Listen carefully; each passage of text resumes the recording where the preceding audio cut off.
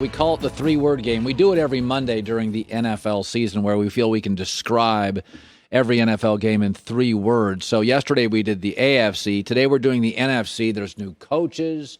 There's new coordinators. There's new free agent stars. There's role players. So let's play the 3-word game in the NFC. Dallas Cowboys. Dak in saddle. Listen, 4-year deal, 3rd consecutive offseason. They talked about signing him. He'll get a preseason with Mike McCarthy. He started rough last year, but sort of the entire Cowboy team. But now we have continuity at quarterback, 2nd year in a system, should be stronger. Philadelphia Eagles. Hurts to watch. They're not completely sold on Jalen Hurts because a week before the owner said we're behind him 100%, there was an article saying they wanted a quarterback competition. They just lost a good corner, Jalen Mills. Zach Ertz has been, given permission to look for a trade. They feel this morning a little bit like a 4th-place team. Washington football team. Botched magic trick. Ryan Fitzpatrick's now in his 19 and 17 years, and I like him, and his aura is cool and fun. But he's the only quarterback in NFL history with 5,000 passing attempts without ever playing in a playoff game. So he's sort of a mistake-prone, fun, cool gunslinger. I don't get the move. New York Giants. Judging too early. Joe Judge went 6-10 first year, but it was a pandemic, no preseason. And they did win 5 of their last 8 games, and they did look like they kind of bought into Joe Judge. Daniel Jones, athletic, give me till Thanksgiving. He did have the NFL's highest passer rating on throws of over 20-plus yards, so he throws a pretty good deep ball. Green Bay Packers. Jonesing for title. Aaron Jones is back. I think he's a great player. I think he's a locker room guy. He can catch the ball out of the backfield, back-to-back 1,000-yard seasons. And how lucky are you that you didn't pay him much when you drafted him and you still got a discount when you first signed him? I think it's a good move by Green Bay. Minnesota Vikings. Can't trust Kirk. He's 5-24 against teams with a winning record over the last 4 years. You win a lot of games, but in those big spots, I can't trust him. Chicago Bears. Missed Russ Bus. The Super Bowl odds dropped from 40-1 to 50-1 following the signing of Andy Dalton. So they didn't have great odds before. They got worse signing Andy Dalton. Detroit Lions. Watch those kneecaps. Dan Campbell, new coach. Lot of stuff here. Lot of testosterone. I don't know. Lot to rebuild. Kenny Galladay's a star. He's on the market. Do not have high hopes for this. Sorry. I wish I did. Tampa Bay Buccaneers. Brady's bunch returns. First of all, they still have $9.6 million under the cap, and they signed Shaq Barrett, Gronk, Chris Godwin, Levante David, and JPP. And they still got $10 million.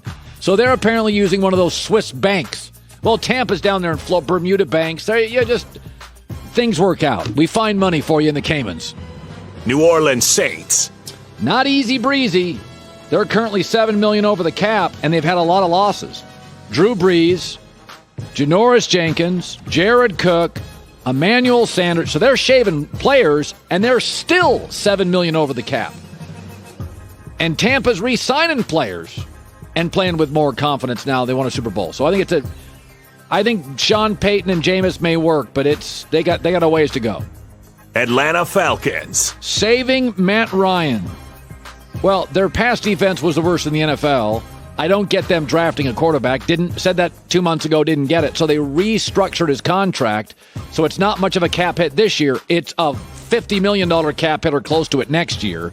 So what it tells you, they're not moving off him. So they're not drafting a quarterback. They shouldn't. What they should do is Atlanta's in the number 4 spot. Any linebacker, and they need linebackers, and any corner, and they need corners, and any edge rusher, and they need an edge rusher, that you would get at 4 would be overdrafting him.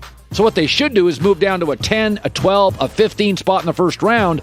That's when you could draft a corner or an edge rusher, and it would be the right spot for him. So the draft is going to be quarterbacks and offensive linemen and receivers in the first 8-9 picks. That's not what they need. they should move down in the draft. Carolina Panthers. Flirting with quarterbacks. 4-11 Bridgewater.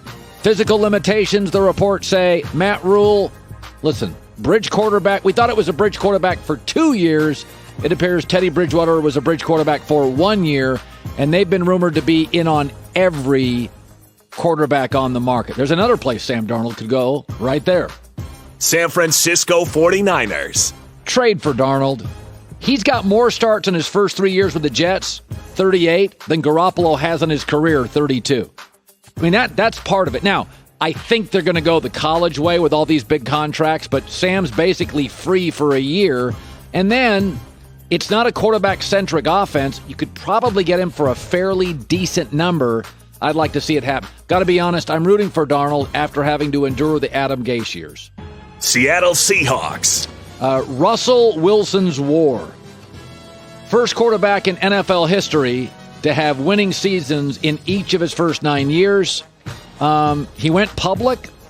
He made it kind of messy. Drew Rosenhaus told us earlier he doesn't like doing that. You know, you back a line into a corner, it's fight or flight. So Seattle went, listened to Chicago. Chicago came out. Joy said earlier, 3 first-rounders, third-rounder, and 2 starters. Seattle slept on it and decided not to move him. But it is a strained relationship where Pete Carroll has a little more power than Russell Wilson wants. Los Angeles Rams. A new Stafford. They traded for Matt Stafford just 14 days after they lost to the Green Bay Packers, divisional round of the playoffs. I do think he's an upgrade over Goff. Last year, they won 10 games in a playoff game. I think it's reasonable to think they would win 11 games and maybe 2 playoff games. Don't know if it gets them past Tampa, but he's an upgrade. He's a big arm guy, and the analytics people will tell you he throws a better ball in a crowded, what they call muddy pocket than Goff does. Goff's a little bit more of a system guy, so Matt Stafford now a Ram. Arizona Cardinals. What a start. Cardinals now have the top 2 players in sacks since 2012, Chandler Jones and J.J. Watt. As we predicted, he took the position. Large part, he liked Arizona. He liked the weather. His wife's also a professional athlete. So they got a pass rush, which they were already top 4 in the league at it. But I think Arizona looked at it and thought, okay, we got the quarterback right with Kyler Murray. I got Russell Wilson twice a year, Kyle Shanahan twice a year, now Matt Stafford twice a year. I got to make him as uncomfortable as I possibly can. So Chandler Jones and J.J. Watt doesn't get as many sacks as Chandler Jones, but gets lots of hurries and rushes. A little bit like Carl Lawson, who signed with the Jets yesterday, gets a lot of hurries on the quarterback, not necessarily a lot of sacks. So there you go. Hi, everybody. Thanks for watching. Subscribe here to get the latest from the show. Also, be sure to check out more of the best clips from The Herd or go watch a few segments from other shows on FS1.